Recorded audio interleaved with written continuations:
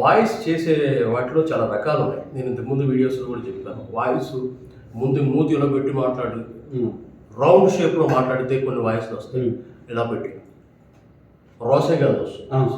మూతి ముందుకు ఇలా పెట్టి ఈ రోజున మామూలుగా ఇలా పెడితేనే అసలు ఆయన వాయిస్ వచ్చేసి ఈ రోజున నాకు తెలిసి చాలా మామూలు మాట్లాడుతుంటేనే వచ్చేస్తుంది. కొద్దిగా ఈ రోజున ముఖ్యంగా కిరణ్ గారు రాజేష్ ఇద్దరు కూడా ఆ వణుకులు కూడా రాదు చూస్తారా ముస్లాం కదా అప్పుడు ఆయన ఏజ్ పెద్ద అయినప్పుడు కొంచెం ఇది వస్తుంది వైబ్రేషన్ బాడీలో వాయిస్లో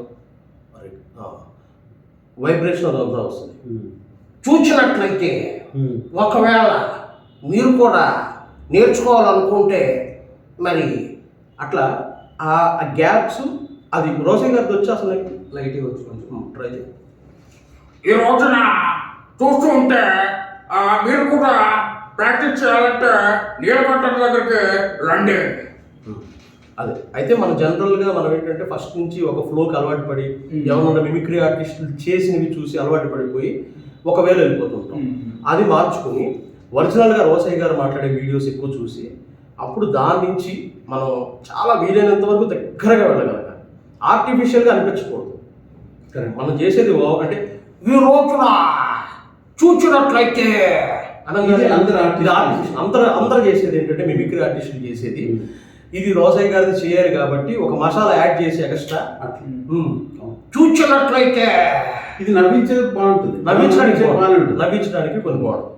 అయితే యాక్చువల్గా మామూలుగా అయితే సాధారణంగా చిన్నగా కొద్దిగా నేను మాట్లాడినప్పుడు కొంచెం పెద్దవాడిని వయసులో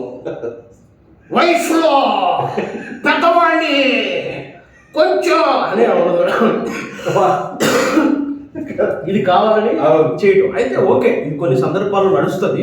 కాకపోతే ఏంటంటే మనం రియాలిటీకి కొంచెం ఓవర్ చేయడానికి అది కూడా తెలుసుకోగలిగినప్పుడు ఏంటంటే మనం అది చేయగలగాలి, ఇది చేయగలగాలి సందర్భాన్ని బట్టి. కొన్నిసార్లు కొంచెం కామెడీ రావాలంటే అట్లా చేస్తే బాగుంటుంది. కూర్చోవాళ్ళు కూర్చో పెద్ద పోటీగాళ్ళగా అది కామెడీ చేయడానికి బాగుంటుంది.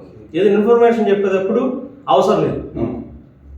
అందరూ కూడా బాగా చదువుకోండి, మంచి లైఫ్లో మంచి ఉద్యోగం సంపాదించుకొని భవిష్యత్తులో అంటే నార్మల్గా చెప్పి సో ఈ డిఫరెన్స్ ఉంటుంది.